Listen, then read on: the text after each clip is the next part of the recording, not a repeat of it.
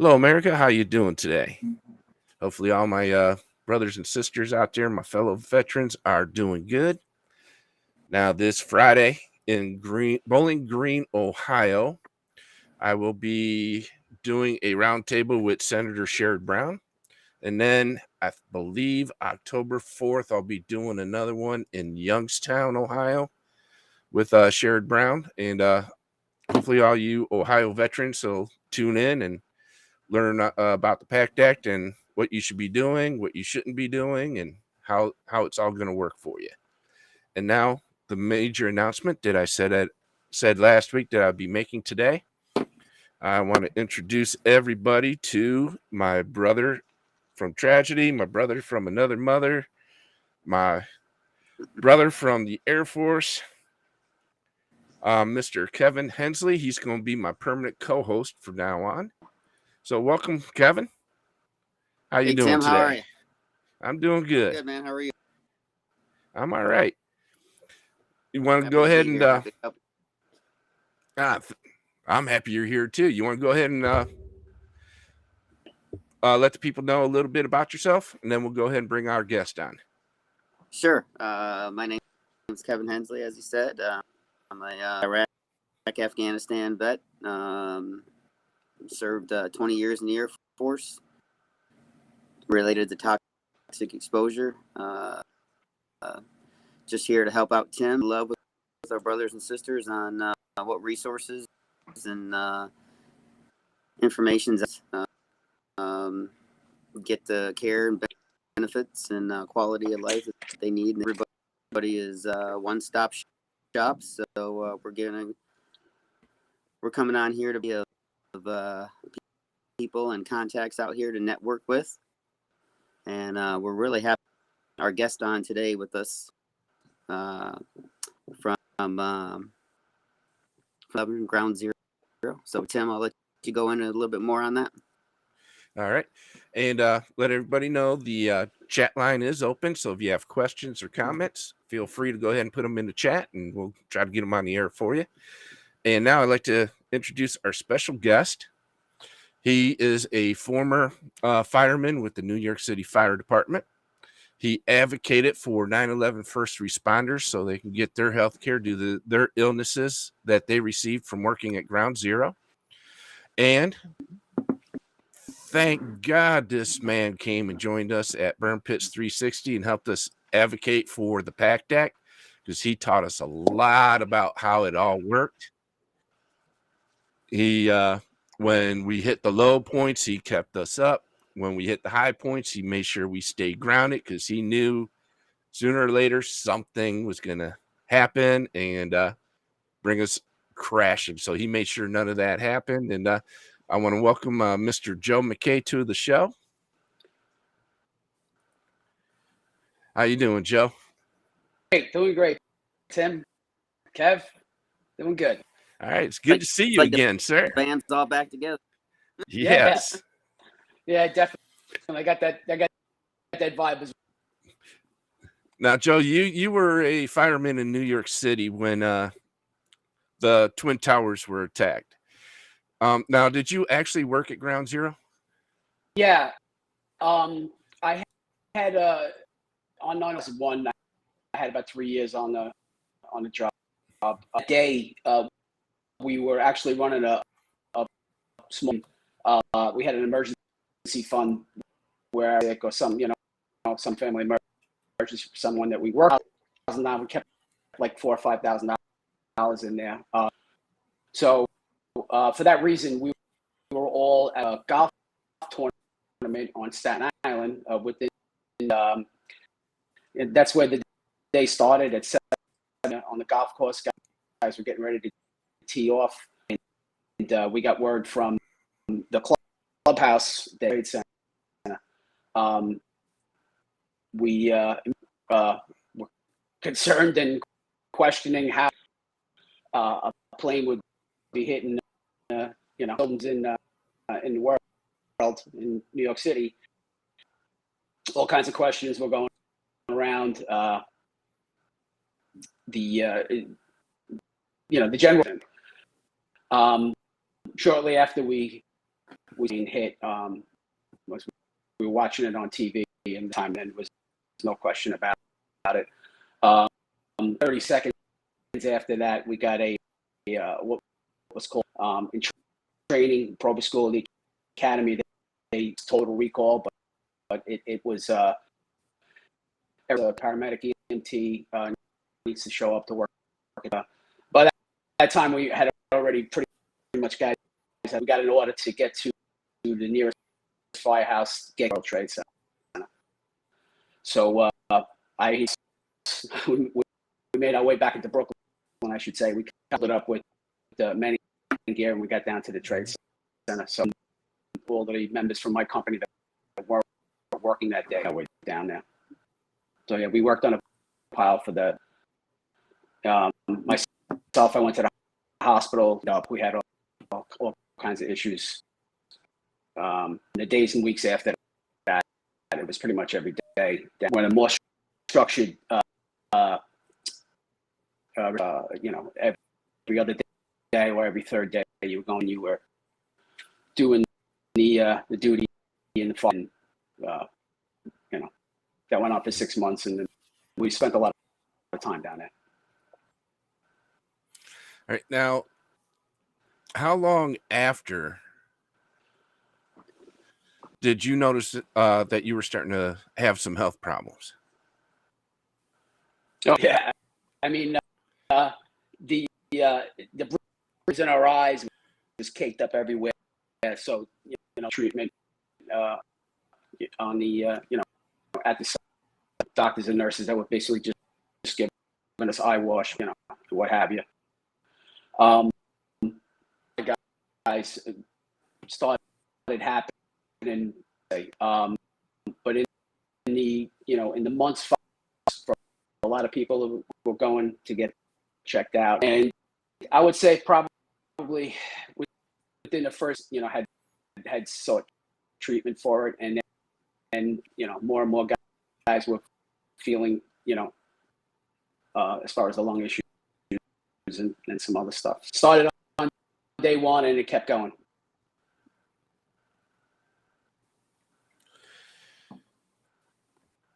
Yeah, it almost sounds as though there's a little similarity there with what was happening with you guys, with what was happening with us in Desert Storm while we were there, where you guys were getting caked with all that ash and everything, and we were constantly cleaning oil residue off of us due to the oil well fires.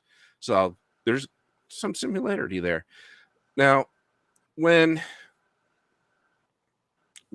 did you feel the need to start advocating for healthcare?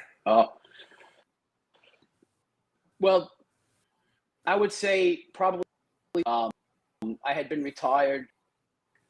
My brother Dan, who's also a firefighter, had developed kidney cancer and 9/11 bill had already been passed, refunded in 2015, and I saw it on TV, and I actually got else that they were looking, that they were looking for. So I just decided to show World Trade. I met some people that I worked with. He had told me that they were going to Washington D.C. next week, a rally in D.C. to get funding in 9/11 bill. So I might as well go. So I jumped in the car to Washington with a few guys that I work with. Press conference. John Stewart was there. He made a speech. We did the national anthem with Carole King. Somebody handed me a list of visits that afternoon. So I mean, at that point, what we would be doing, and they had me representatives and offices to meet, and we just we'll wing it. We'll go. Hey Joe, can I ask you a question real quick? So once sure. Once the firefighters start seeking treatment, what were what were you being told by the doctors initially when you were seeking treatment after your illnesses started to be more predominant? What were they saying to you guys?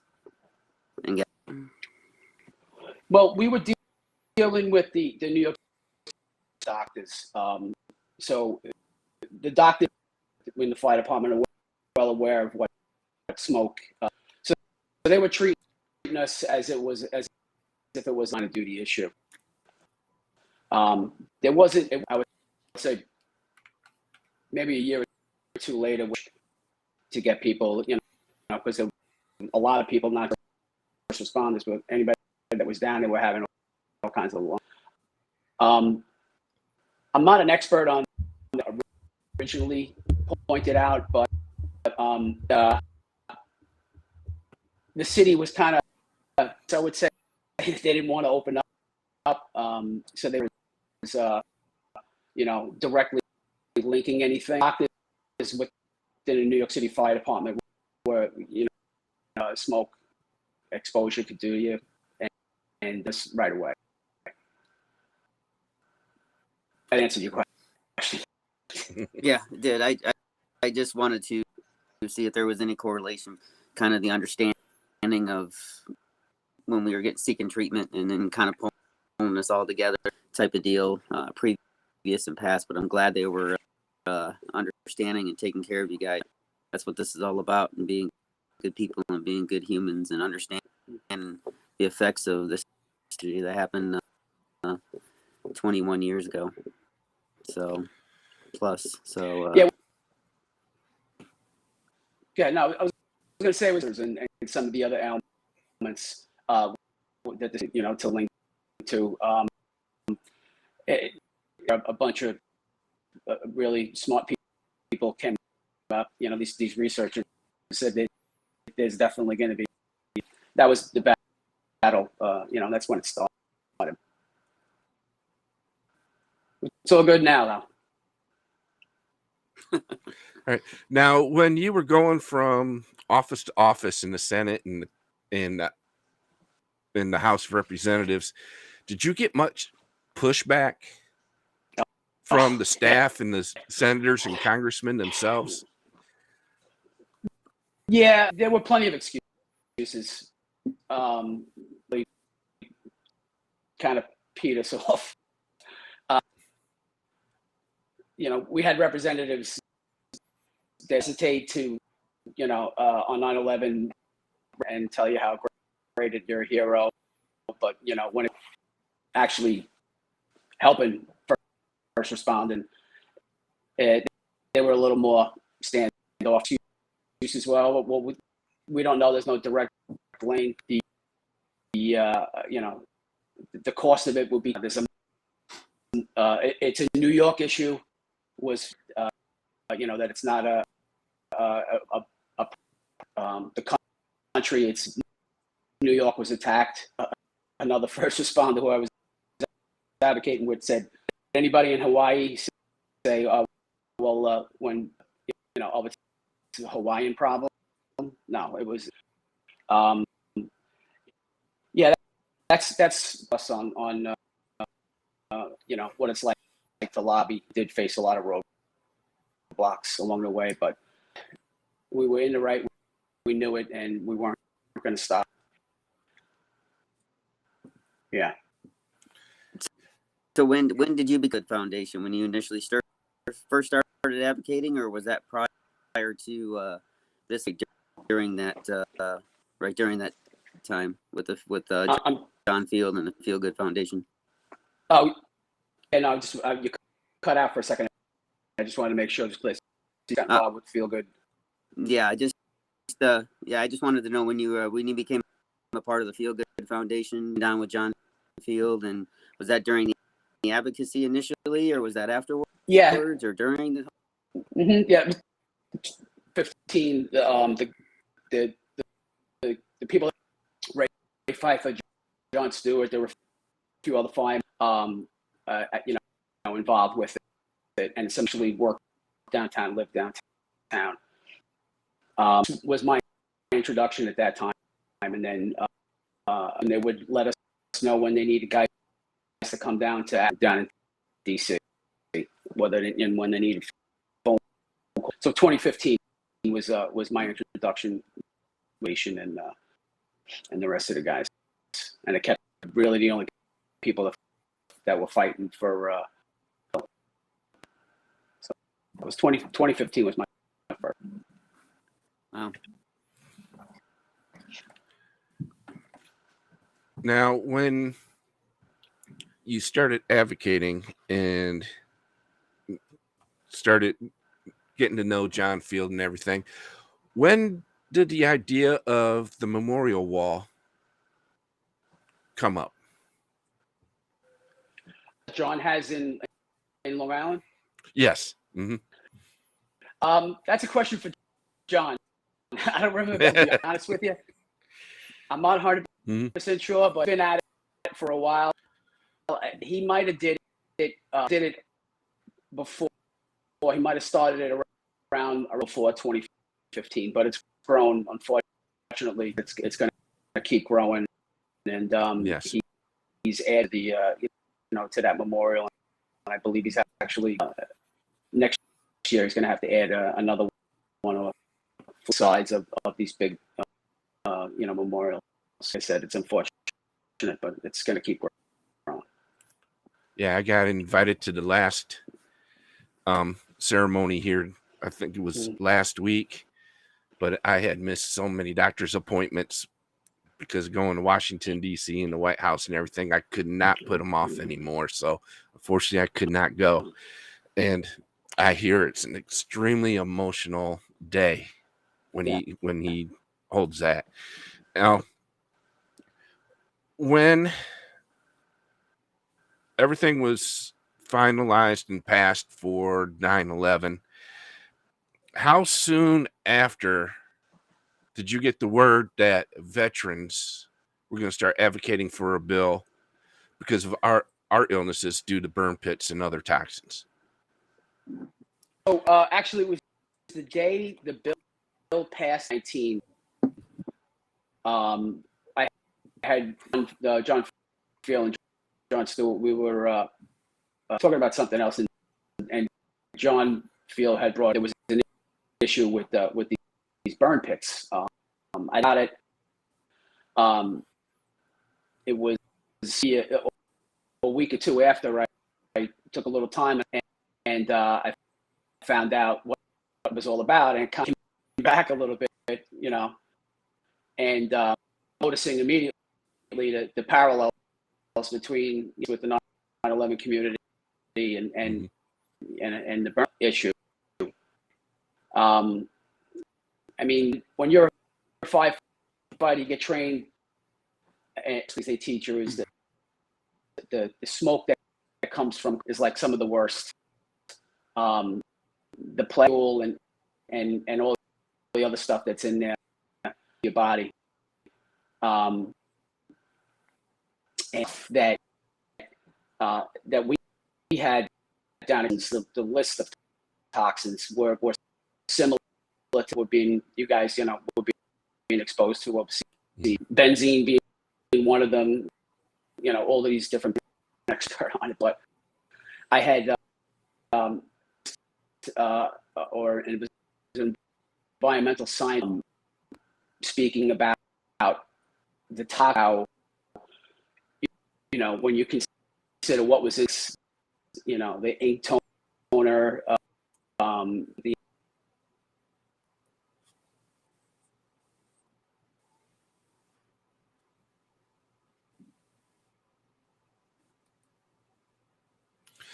All right, I think Joe froze on us there.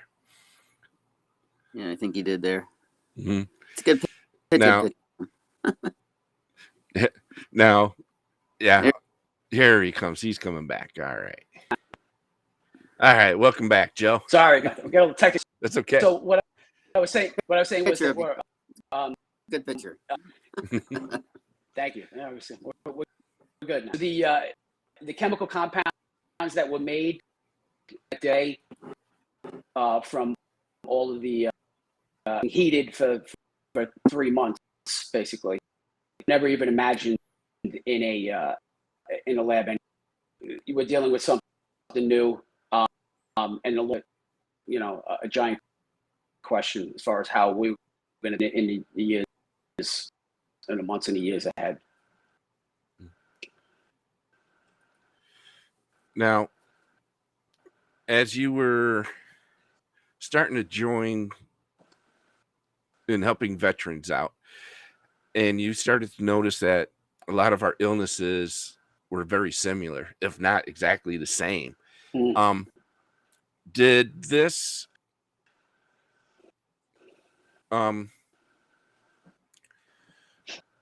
get other firemen and other first responders to take a good hard look at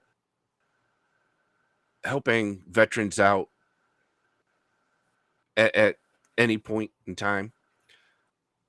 Well, yeah, it's funny because when you're dealing with first responders, we're kind of cut from the same cloth. Veterans, a lot of people, first responders, here and back in the States, yeah, there was a lot of firefighters, paramedics, what have it, interested in for the toxic exposure. Definitely. So what made you? I mean, you've been a predominant figure throughout this whole process. At the hotel about almost 3 years ago, I think it was now. And you've been kind of the link between the 9/11 fonders, a constant link. You said you took a week and kind of dug in a little bit and did some homework and research on like that. But what made you say, I'm all in this? I'm all in. And we do appreciate the fact that you did, and we're better for it. With all the efforts, and every time somebody sees a picture and asks who that guy is, I said that's our link between 9/11 did afterwards. Representing the firefighters and stuff from and beyond. So what made you actually say to yourself, I'm going to get involved in this right after get the senators and the congressmen and women to push back, and this is a New York, so on and so forth. What made you say, I'm jumping in this fire too, because it's worthwhile to be able to. Yeah, so I would say, first let me say when we were working on the pile, we were getting a lot of thanks from everybody. The the country, the way to support us down there, we really felt it. Really difficult time. I mean, I had 26 from my company that were killed, and towards name basis with there's 343. A lot of first responders. We had been getting pictures and calls, well wishes, when the campaign started. Immediately, some were painted with the names lost on 9/11, police officers and firefighters. That put wind in our sails as well. So connection.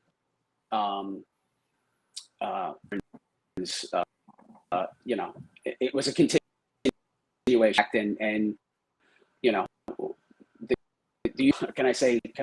I curse on here? Oh yes, yeah, you can curse. Shit, okay, so the shit was hitting the fan. Who do you call? Right? You call 911, and the military comes in. So there was always a connection there.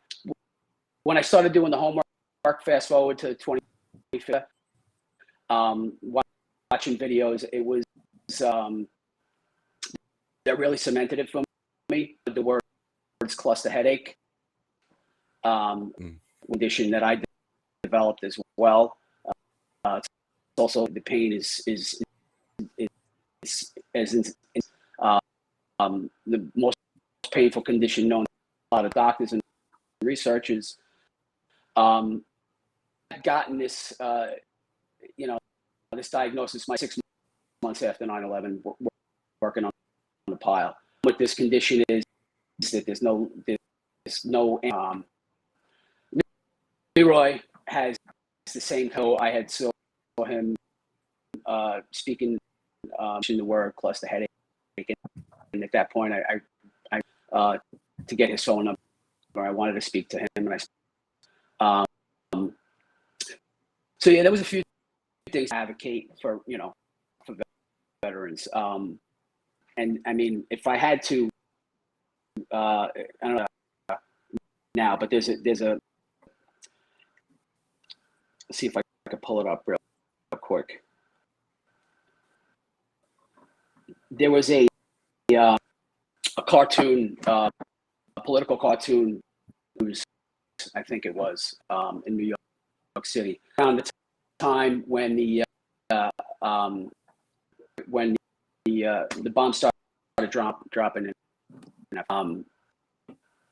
There was a cartoon that was put in the paper, and immediately when it struck a chord with me. Guys, I'm still trying to find it. I have yeah, here we go. So if you could see this, I guess I'm gonna put it up to the camera. Yep, right there. So this is at ground zero, passing the baton. Like, that's right. Words. This is what we felt, that we were, we were connected. Those instances, those happen more connected to the, to the effort to get to get. And as you start to realize that you were going to start advocating for veterans, how did you get involved with Burn Pits 360? I know you said you had talked with Leroy. Did he ask you to join, or Rosie? Actually, it was Rosie. Rosie was watching what was going on with, with the 9/11 out to John Field. I think somebody, you could actually call him. He'll pick the phone up. She did. She called him and what was going on, and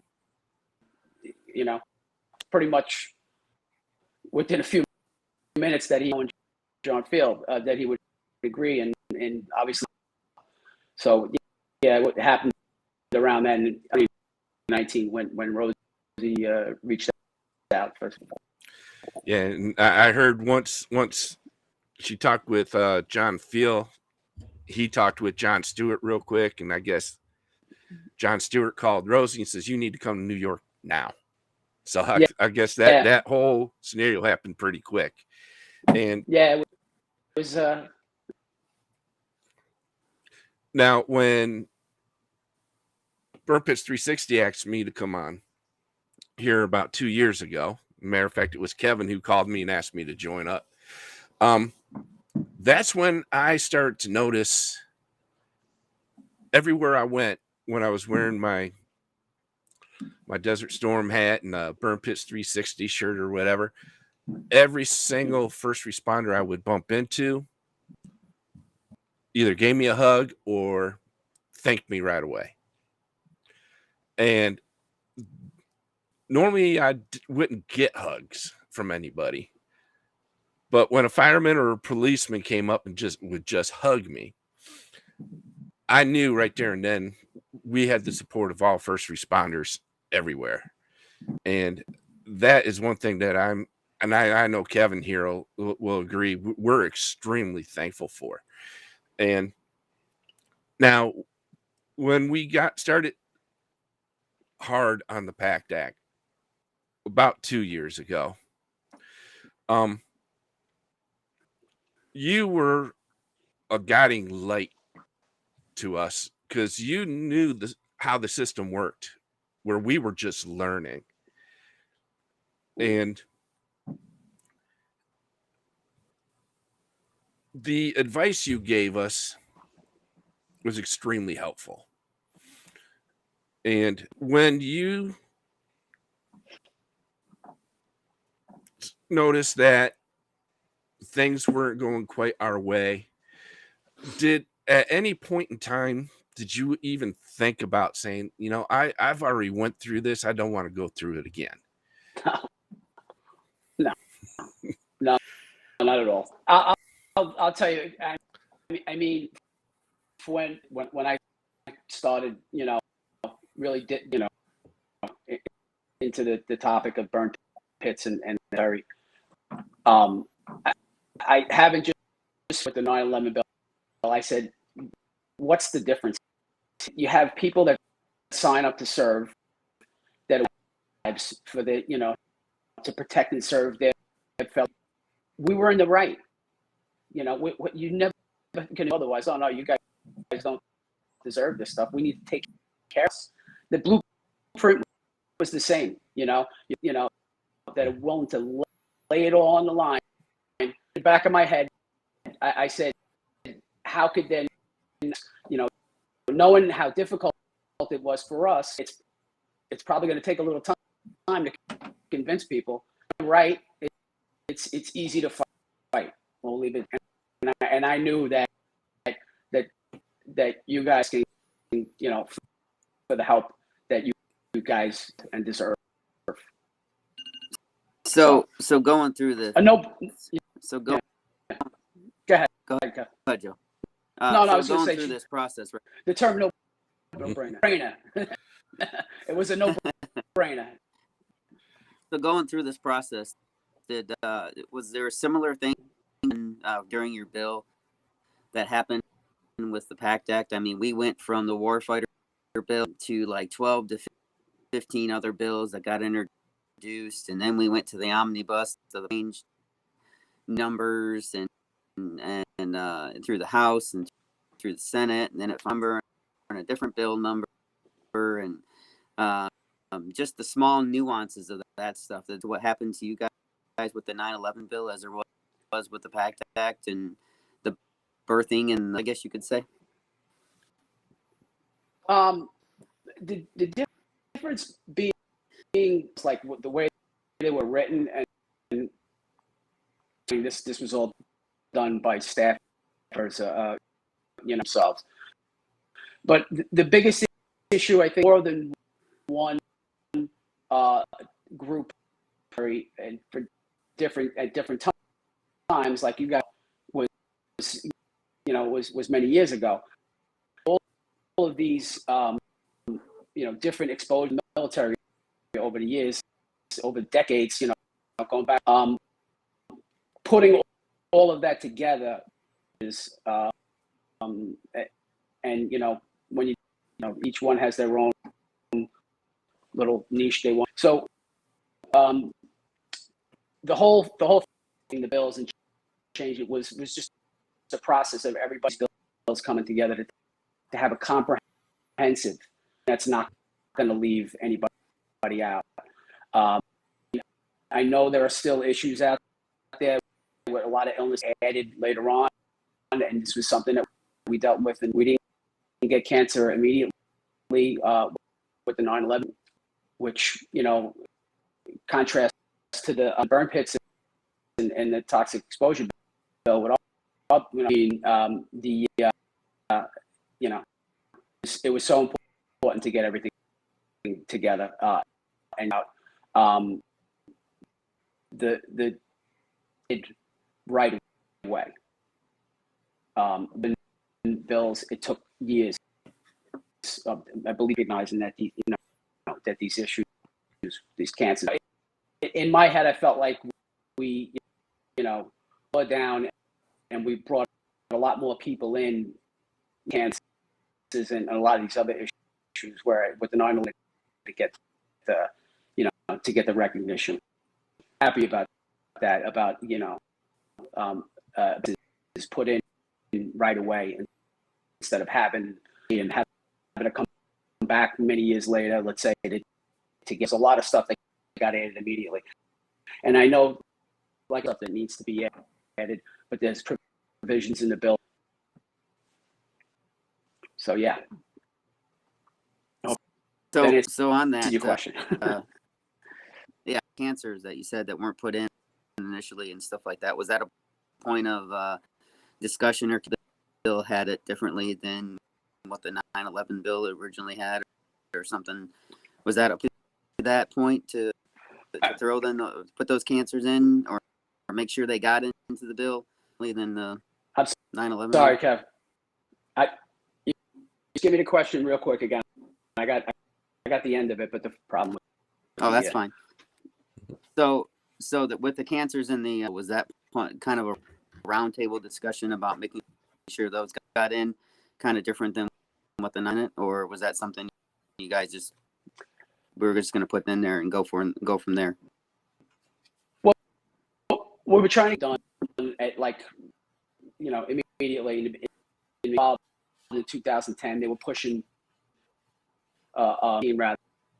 They had been pushing for a long time. These cancers added in. Again, like I said, the cancer. I mean, for it to link to some of the for years that benzene and a lot of these cause problems. Getting enough science, I guess, in Washington, and people that were very sick, and to convince, and to get these, get these people that, so yeah, the science that, that we were just putting in there time after time, not giving up, because it was that us backed with the, that was, that we're able to get that through, Right. Chicago recently. Was that vacation, or were you at you were in Chicago? No, I was in Chicago actually for the condition that I have. The nurse Leroy, he has cluster trigeminal autonomic cephalogy is the long name for it. I can give you a little story on how, if you've ever eaten ice cream too fast, headache, that's kind of like how it starts for me. It's a burning, stabbing pain, usually located head. For me, it's the left side. It feels like a hot poker. Literally, almost to heat up an ice pick and stab it in the arm functions and the nerves. It's the same thing that's happening with tape. Your brain short circuits to make you think. You get them up to 8 times a day, 30 minutes to 90 minutes. They fall asleep when you get into a REM sleep. Unfortunately, you get a suicide headache because you're 20 times more likely with with this condition. That painful. It robs you your livelihood. I know plenty of people have had to call in sick, for months. And I have I have a pension, but there's a lot of people out there that don't have they don't have their family, of course. So yeah, it's difficult. So I was at a conference for that, for people with cluster headaches and finances.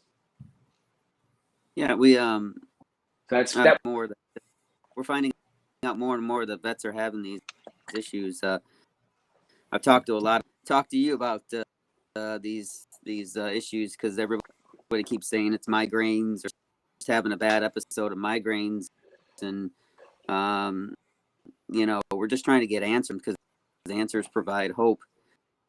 Kind of understanding what they're going through, and somebody who's kind of on the borderline of something, or finding out a little bit more about that, what we these cluster headaches, and trying to get some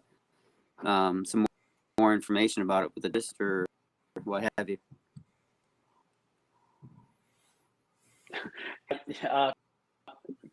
Have you cut out again?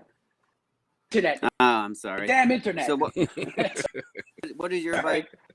What is your advice to somebody about finding out if they've got migraines and they're severe and they want to look into these cluster headaches? What would you tell them?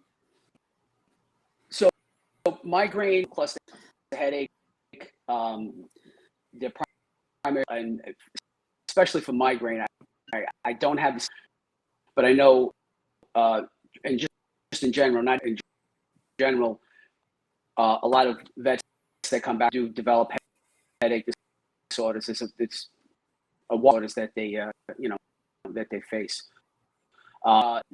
There's a lot of help out there online to support for cluster headaches. There's a group that I've been clusters.org. There's a group that I work with called the Alliance for Headache Disorders, Washington, and we fight for people to get treatment and care that headaches. We've also pushed open up headache centers of excellence. This is a place someone that's experiencing these specialists within the VA. I can give you a quick story about Leroy.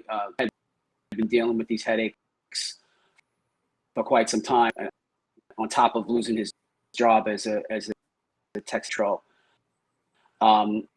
He traveled his own time and looking for answers. He had no headaches. So the distance that someone would have to go a rural area, have to jump on a plane, to go to New York, Chicago, to get and to get care. So, Alliance for Headache Disorders was to have more centers in the country, so that the veteran doesn't have to get the care that he needs. And a lot of times, disorders, the longer they go untreated, for doctors to prescribe drugs and things that will alleviate the pain. So it's very important that as soon as they can. But so hopefully you guys never develop it. Yeah, I know all about needing answers and everything. So, you bringing that up, I think that's going to help a lot of veterans out too, because they're they're all still looking for answers on how to get rid of a lot of their symptoms, how to feel better, the whole 9 yards. Like today, I just got some answers for part of my health, and that's the reason why we were late today, folks. Doctor took over an hour longer than he needed. Well, he needed to go an extra hour longer today just so I could get some answers today. So now, as you were advocating, you were also looking for answers as far as your health condition goes at the same time, just like a lot of us were. Yeah. And I had a question. And during that, was there ever a time where you were too sick to go to Washington, D.C. or to a rally somewhere? Yeah, absolutely. They call cluster headaches. You could get, like I see personally, my worst day was 8. You when you're having 8 attacks in a day, and the 8 attacks, 8 times a day, it's gonna. The fact that I wasn't able to sleep this particular cycle that I was telling you about, it's 3 weeks in the middle of the cycle for me, where if every time with an attack, so you get into that REM sleep, and you're guaranteed to wake up. I couldn't function. You can't drive, you can't see to a room, you forget what you walked in. when I was, hot, there were times that I couldn't go. There were also times that I pushed through.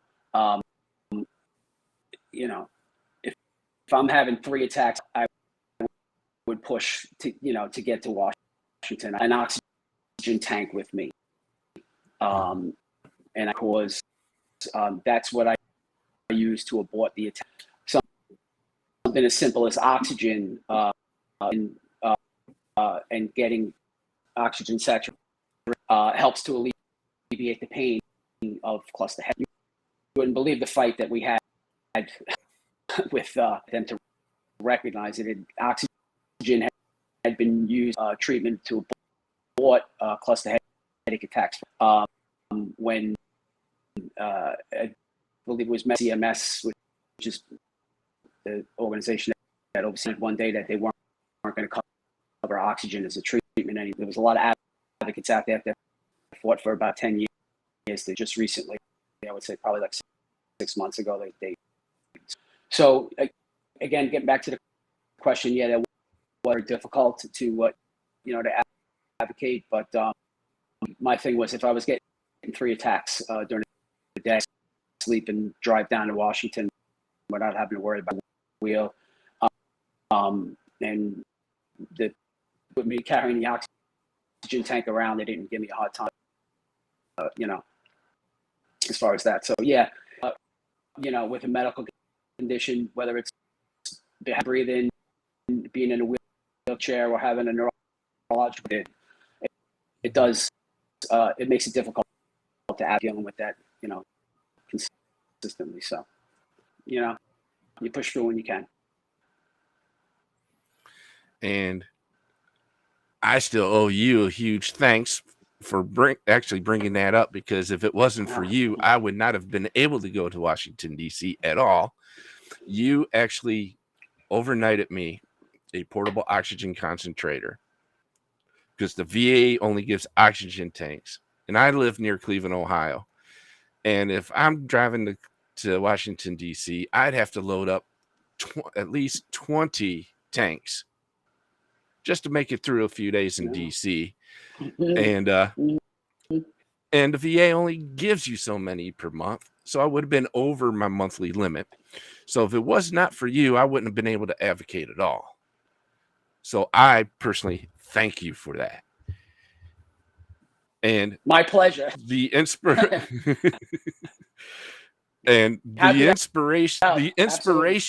that you would be surprised at how that inspired other people in our group when you did that. Because you didn't just inspire me, you inspired the entire organization. So we thank you. Yeah. Another one of those things, it was a no-brainer. It was a no-brainer. I'm glad I did, because you could listen. Tim, I've gotten to know you now. We know each other for a couple. I know you've been fighting for a long time for Gulf War vets. Yes. And just to see you actually in DC, let's say liberated, let's use the term liberated, that you were at house and to get to DC and tell your story, very impactful and most powerful in what you went through. And Tim, and just being able to see you, walk the whole, use your voice and fight for others was so for me.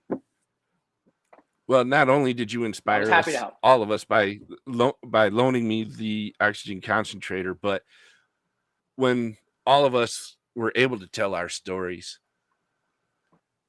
something told me when I was telling my story for the first time in DC that you knew for all of us it was going to be an emotional experience when we first told our stories individually, and you were there to comfort us, to pick us up, and to make sure we kept on going. And other organizations that started to join on saw you doing that. And then when they started to tell their stories, you were there for them as well. And not only just you, but you made sure that John Stewart and John Feel got to know us, not just come up and say, hi, how you doing? They would sit us down and talk to us too and comfort us as well. So we owe you a big thanks for that as well. Not just us But guys, but the entire veterans community. Because when they saw you comforting us, I already had people, other veterans who did not advocate, ask me who you were and what you were doing there. Because they say, when I told them that you were actually a New York fireman and you fought for 9/11 first responders and then you were helping us out, they just went nuts. They're like, making sure that word got to you that the entire veteran community appreciates everything that you did.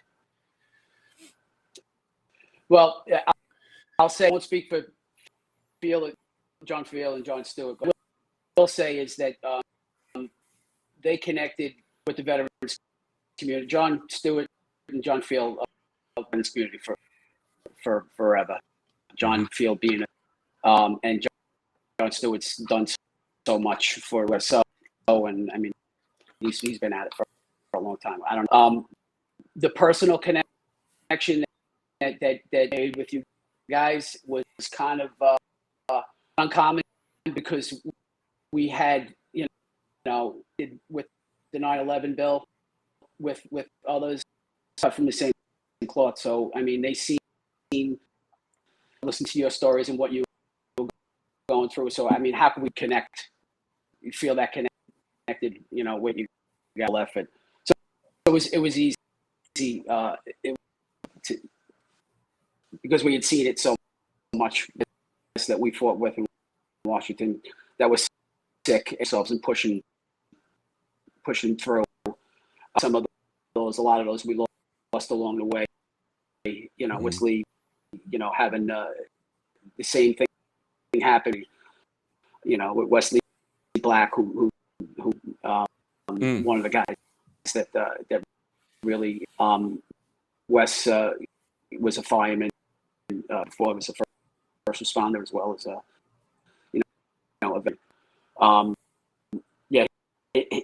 they're connected to these people as you fight along, and it's difficult at times.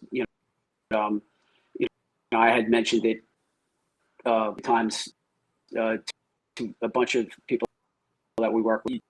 You lose somebody along the way in the file. They gave it their all away, and I'm with the 9/11 bill. Joe Zadrogo was a police officer who got passed. Ray Pfeiffer, a firefighter, to know and to advocate with, and in the end, it was NYPD police officer would have testified that pushed us over the edge. The parallels there between the 9/11 bill and the Burn Pits bill were great. I use the word deja vu, but it can never stop. But it was those that we now that so with your similarities to hearing these in deja vu, what would you tell somebody that if somebody told you that, what would you say to them about something like this? That one person can't make a difference. What's the point of getting involved?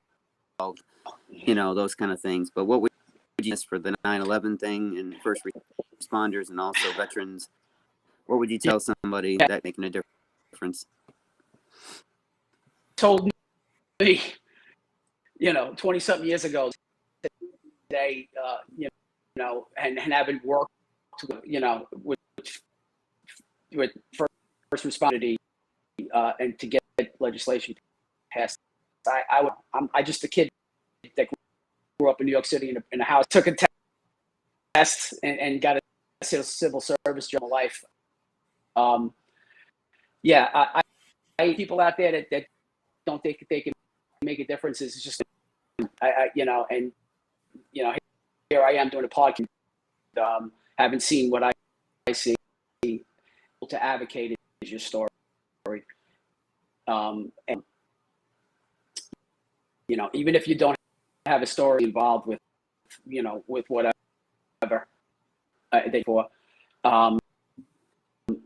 it's difference with you just even making a phone call. I mean, you saw what was happening when we were walking in, and there were actually staffers on the burn pits issue. The phones were blowing up. That pushed us over the edge. The fact that we were there with these, the senators, these congresspeople, and while we're walking into the offices, the phone that made a difference. The people up the phone or writing emails or what have you. They did it. They did it. John had Stewart had pushing the boulder up the hill, that over the hill, and it takes time pushing that up. There's people come and go away, but everybody has a hand on that boulder. At the top, it was those phones that all those people out there in this country hands on that boulder, and we got to the top and we pushed it over the hill. If you're out there thinking, "Oh, I'm not going to make a difference," wrong. You're definitely going to make a difference. Even just an email, phone call made the difference for us. So I think that your voice doesn't matter, because it does. Yes. Sure. Now you had mentioned Wesley Black, and he called me a few days prior to his last trip to Washington, D.C., thinking that I was going to be able to go. And I told him that I was not going to be able to due to the oxygen situation and everything. And he had told me that that he was hoping I could go because he wanted to meet me. And then he says, "Well, next trip. Somehow something tells me you're going to be able to go on the next trip, and I'll meet you then." And well, unfortunately, that was his. There was no more trips for Wesley after that. That I posted that on social media, and here you now just mentioning how everybody started to get involved. The town that I live in, Twinsburg, Ohio, several people called me up and says, "Hey, how can we help? What can we do to help you guys?" So I says, it doesn't matter if the congressmen are from Ohio or the senators are from Ohio. Call their Washington, D.C. offices. There's also emails. Email them. Call and email. So word got around this entire town. So they started holding call sessions. They even took over the computers at the public library and started emailing congressmen. The only way you were going to get on the computers that day is if you were there to email congressmen and senators. So when that started to go out, the Boy Scout troop in town, we're talking 12, 13, 14, 15-year-old boys and girls, because girls are now allowed to join the Boy Scouts. They started calling congressmen and senators too. And they were saying, "Hey, I am a member of Boy Scout Troop 223 in Twinsburg, Ohio." Word got out about that. Congressman flew a flag for them over the Capitol. No, actually over the White House, and asked me to present it to him, and which I did a few weeks ago. So people, you do matter. Every voice matters. It starts with one person. It started with Rosie Torres. People heard about Rosie. It grew. Rosie heard about John Field. She called him up. The movement grew. John Field called John Stewart. John Stewart says, Rosie, Leroy, I need to speak to you in person. Come to New York. It grew. You joined in. It grew. Kevin joined. It grew. Kevin messages me on Facebook one night. Kevin was what, about 10, 11 o'clock at night when you messaged me? Sure was. Sure was. I don't sleep. You said you only said 3 things on there. He says, dude, call me. Next message was your phone number. Then this will change your life. That's all you said. And my wife's looking at me, says, what's up? I says, this dude I don't even know is saying I need to call him. He's going to change my life. And she says, what's he going to do? Stalk you? Call the man. And I'm glad I did. No, now I'm just your co-host. Yeah.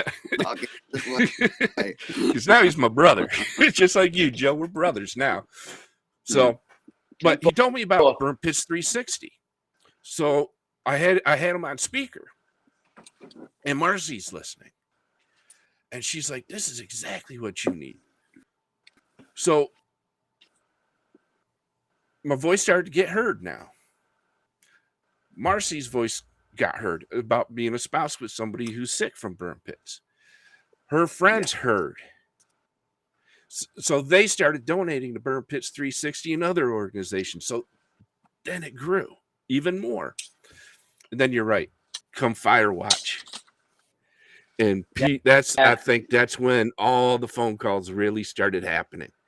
Because that's when Congressman Dave Joyce calls me up and says, hey, I don't know what y'all are doing, but keep doing it because my phone just broke in the office. Yeah. My phone system's down.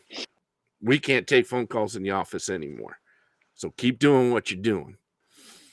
And then hearing other senators who were out there talking with us at the same time saying that their phone systems crashed too because of all the phone calls they were getting. And absolutely, it's because of people like you, Joe. You know, I know you didn't get to sleep on the steps. I couldn't either. Kevin did. Kevin got to sleep on them steps. But it's people like you who kept us going.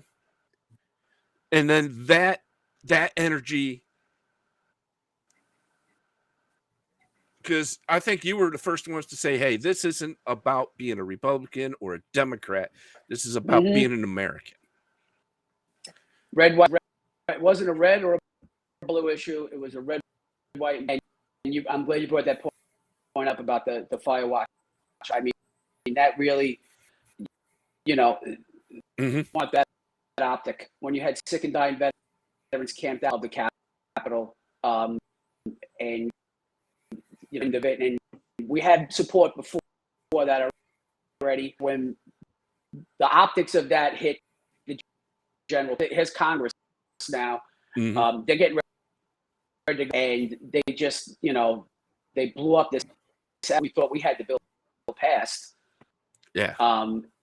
Blew it up, and then now all of a sudden, here you got in the heat, sleeping on the steps to leave until they got off and did the job.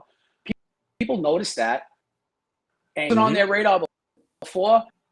It got on their radar now. That was really, and that was the beginning of, when we went and getting meetings with some of the, the phones were blowing up in real time. So you had that Firewatch on the steps. Let's say another hand on that boulder at the end. But yeah, it was. Was it not harmful with the support that that we got down there? People, with food and blankets and socks, dry socks. Yeah. Was one of the greatest things at the World Oh Trade yeah, Center. I heard you guys cherish those fresh socks, man. Those dry the night, it was around midnight. We got from Jersey City. It was like the best slices. Basically, just a moment to just be human, dealing with everything that was going on, and the dry socks, and glove work glove. But that put wind in, that put wind in our sail to see the Mhm. way everybody came together, watch on the steps of the Capitol, where and sending us stuff. It really to push through. I know it helped me, and I'm sure it helped help you. Oh yes, and Thank you, America. Thank Yeah. Amen. yes, Amen. most definitely. Every single American was involved with this. I feel in one way or another. If it wasn't them calling or emailing congressmen and senators, they were showing their support for us one way or another by sending us Yeah. food, sending water, praying. People held vigils during the fire watch at their church, praying for veterans. So it didn't matter what political party you were associated with, if you were. Mhm. It didn't matter the color of your skin. It didn't matter what religion you believed in. Every American came together and believed in veterans that week, and it showed.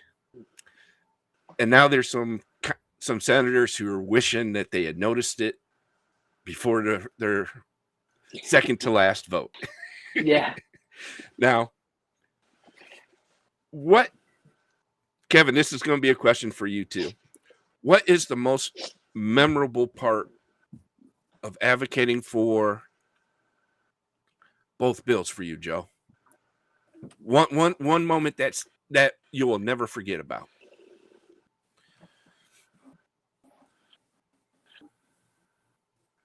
Probably for both. It was sitting of either the Senate or the House of Representatives. The gallery is the area above where the Senate chambers or the House chambers, where it has to be very quiet. We know that.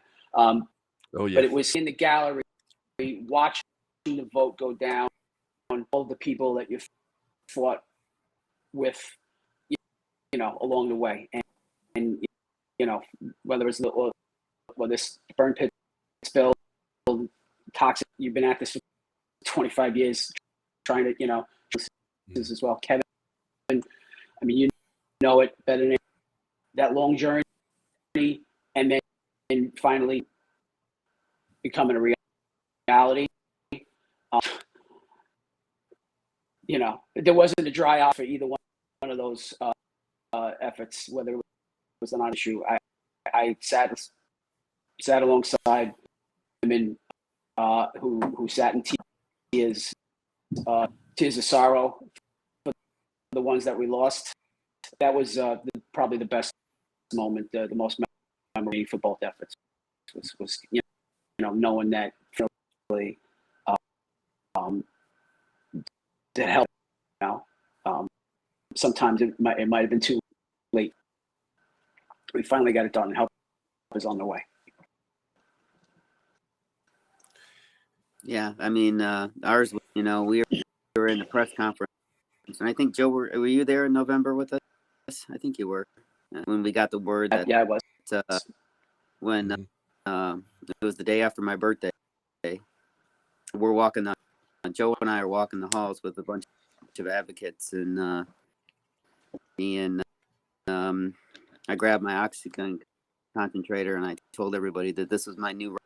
There you go, short, sweet, to the point, and the news that Wesley Black was being put into hospice, and he was given 3 months, and he passed away 3 days after we were walking the halls. Forward this to the Senate, and we're walking in the chambers, and somebody took a photo of us, and that big huge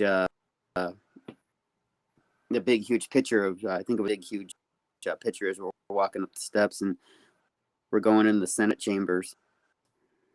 And it felt like there was a lot of weight on our shoulders, because we weren't sure how the vote was going to go again, previously, and that didn't happen, and you never know. So we're all together, and there's, I mean, we are probably roughly about 150 of us in that chamber, watching the vote go through.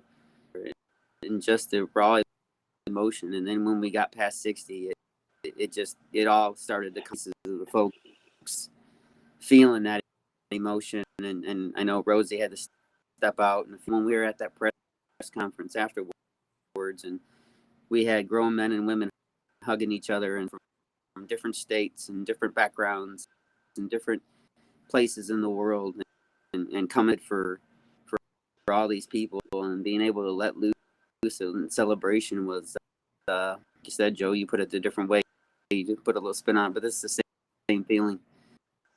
It's a feeling of,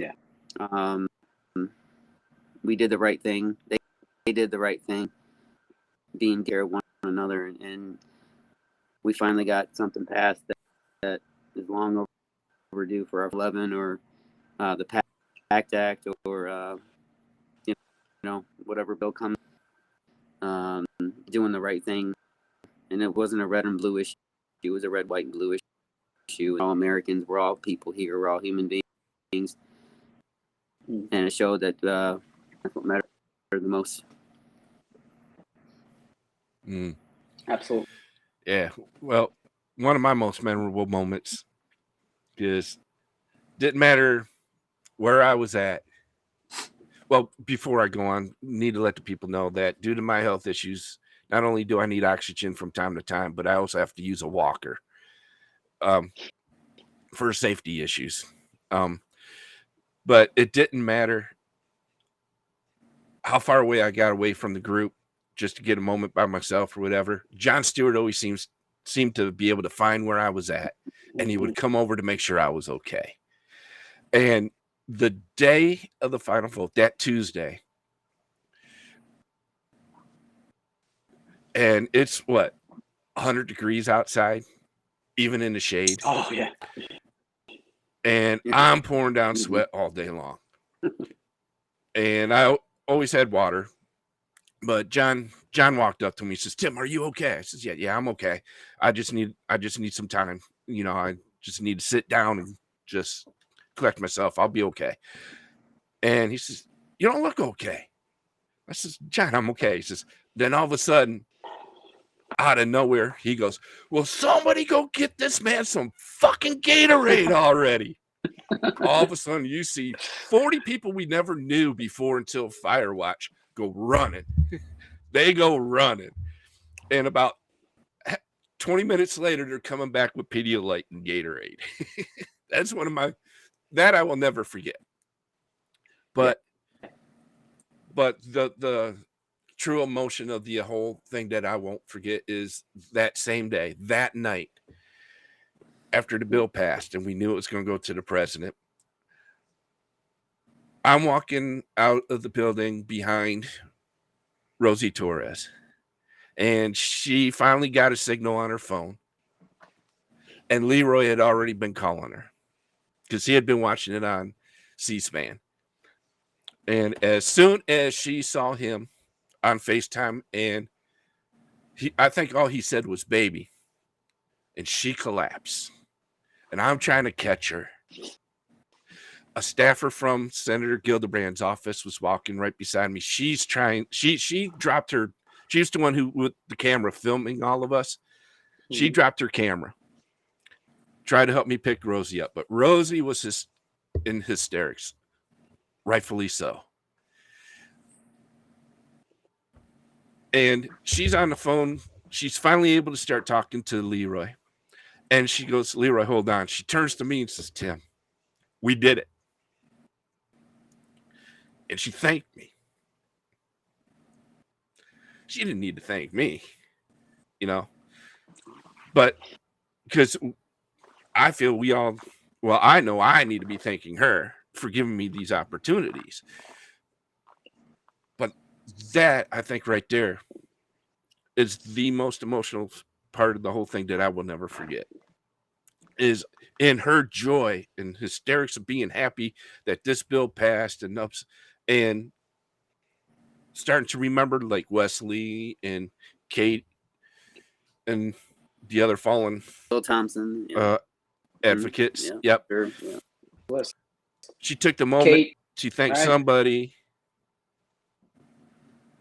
you know, I don't feel I played a huge part in this. I know I played some part, and I you know, gave some speeches. I even cut Jon Stewart off during one of his speeches just to yell out some stuff that needed to be said. but he thanked me It's for real. doing that. So It was real. It was not. There's yeah, it was at the time. What Rosie, can't say enough about Rosie. yeah, But it's when you're dealing, whether it's the Johns, Rose, all in the same. We're all the same kind of people, advocates. mm-hmm. People that fight. I have a special place in my heart for people that fight. A lot of people traveling on their own dime to do time after time. Yep. Just for the fact people get help, and there's no better people in the world than people that that are willing to give up so much to meet, whether it's like I said, first is fighting, willing to lay on the line, or people that go way on a cold duty to fight for others, for people that 3.5 million people are going to get, families going to get help. They're not going to have losing their house, or make a decision whether to buy food or to pay their bills and keep the lights on. That all of those people are going to suffer is it's a tremendous inside, and we all felt it. We've all those people that we were fighting when we walked into every meeting and made a phone call for others. So I mean, the advocate community are just the best people in the world. Yeah, Amen. I want to see the ratings spike for. I want to see the. Holy cow! Let me tell you, I've never watched so much C-SPAN in all my life. Oh, no kidding, their man. due diligence there for that ratings. You're welcome to for all those extra ratings. No yeah, problem. We're here. Yeah, that man, he was sitting across at the Senate gallery across from us in that little booth with the computer screens. That's the C-SPAN guy.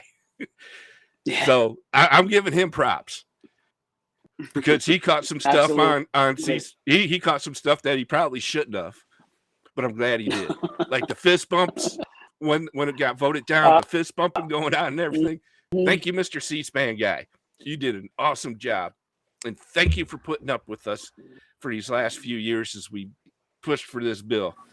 And we're getting a little bit long on time here, so there's one thing I want to do, and I'm going to just pull my screen up here.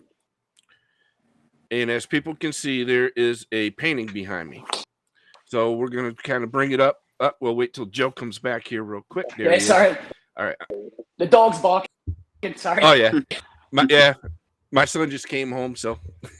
But I'm going to show this painting because, Joe, you're part of the inspiration behind this. I use art and photography as therapy to help battle my PTSD and everything. And this is one of the things that came out of a dream I had, or actually a nightmare from my PTSD. But you, Joe, and Kevin, both Johns, Rosie, Leroy, and the whole group at Burn Pitch 360 are an inspiration behind this. So let me pull this painting up so people can see it.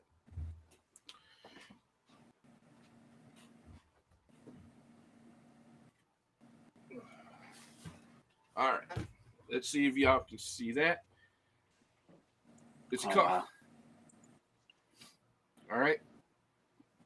This is because of you guys. This got created. Because what we went through advocating and the support we got from the first responder community.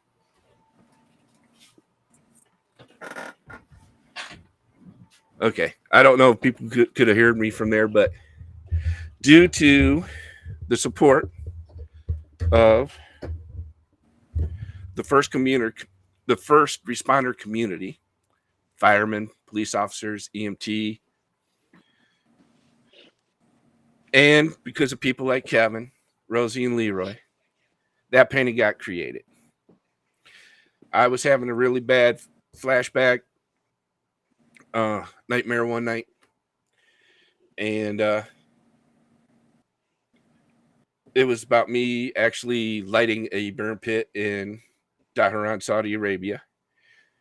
And so what I do is when I have a really bad nightmare, the very next day I'll go and I'll paint an abstract rendition of that dream. And that's what came out of that nightmare and the support from all of you. So I thank you. And before we end the show, Joe, do you have any last words for America out there? Thank you. That's, just say thank you. You, the 12th of September, 2000 together, to and in the days and months following, supporting that we're fighting overseas for us, and then right down to both bills getting passed. America stepped up, noticed, we felt it, we felt you, we felt those folks and everything else. Sure did. Thank you. All I could say to America. Thank you very much. And how about you, my brother Kevin? Any last words for America today? Just Joe, you were the common link during this advocacy that put the knives right next to us, side by side. All of your active or advocacy, you were a rock for us the entire time going through this. When we went to the deli to go grab a bite to eat across the way from the hotel, to a couple of years later, we'd be on a podcast talking about a piece of legislation for our veterans and the American people. So for the American people, thank you for all the emails to your congressmen and women and your senators. Amazing things, putting billboards up, having town halls, having rallies outside of offices because they didn't have to. Joe, you didn't have to, but you did. You found it, and we did it the right way. The biggest thing that we did, we can take from this, is we did it the right way. Most proud of is how we did this, because when we pass this on to our legacy of what we do, when we go and advocate, we did it the right way. We followed, made signs, we blasted it on Twitter and social media. We did it the right way. And we got so many accolades from so many legislators and the Capitol who came around on how well we did, and it just showed that we were there for the fight. It was the only thing it was about. So thank you, America, for all your love and support for us all. Now, this whole thing, I feel, inspired the next generation. The youth that isn't even old enough to vote yet. They got involved. They saw us doing this and they got involved. They made phone calls themselves. They emailed themselves. So I thank them, and I thank you for noticing the way we went about doing this.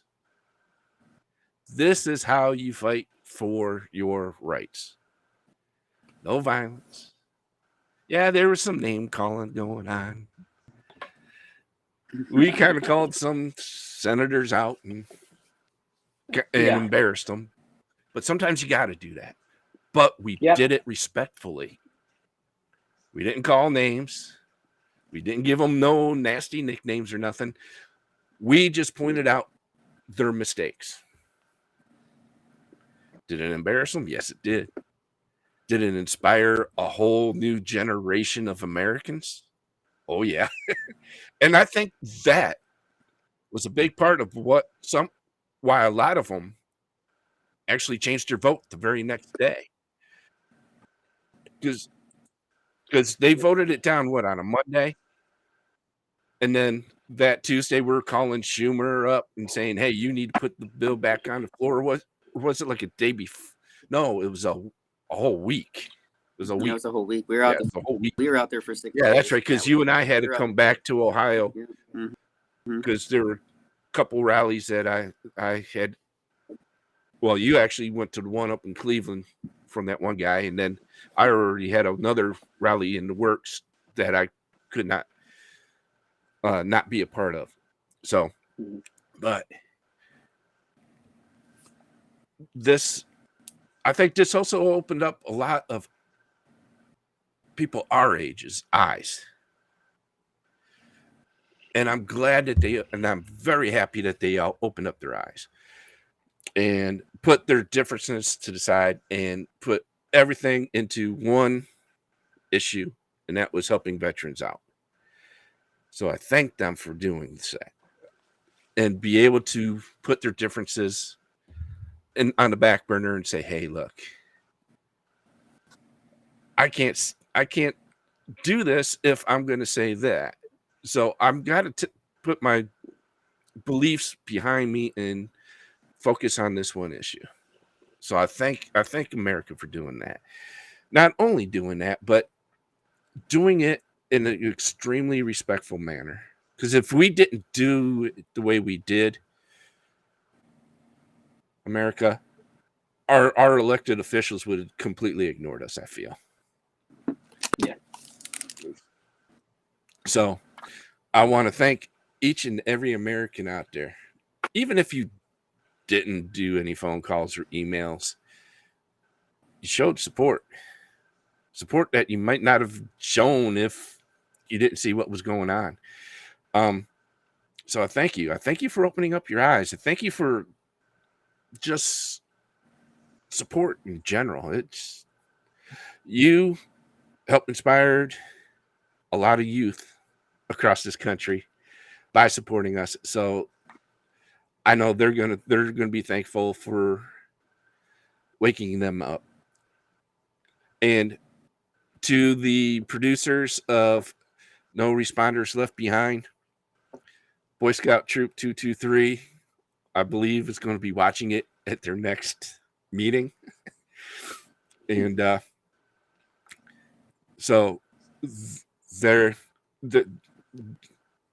it's just amazing, Joe and Kevin. Yeah. The way these kids are acting, it's inspiring, actually. These younger kids, 12, 13, 14, 15 years old, learning how this whole system works and the way it should work. Getting an education in grassroots. Yes. Yes, they are. And all we had was Schoolhouse Rock. Yeah, all we had was Schoolhouse Rock. Yeah. That's right. That's what we had. Passed the bill on Capitol Hill. Hill. That's what we did. Hey, and the bill slipped out on the steps of the Capitol building. That's right. That was the first fire watch, was that bill. That's right. That's right. Oh, fuck yeah. But yeah, I know it's not just this Boy Scout troop here in Twinsburg, Ohio. And I can't give my town enough props because they actually kept me inspired. Because there were days where my depression got a hold of me, and Kevin knows. When that bill got voted down, Kevin and I traveled a lot together to help save money and stuff. So we're in the hotel room watching it on C-SPAN, and it got emotional in that hotel room when it got voted down. And trying to keep Kevin up, we decided to go to Walmart and buy sign making stuff and took it to him the very next day.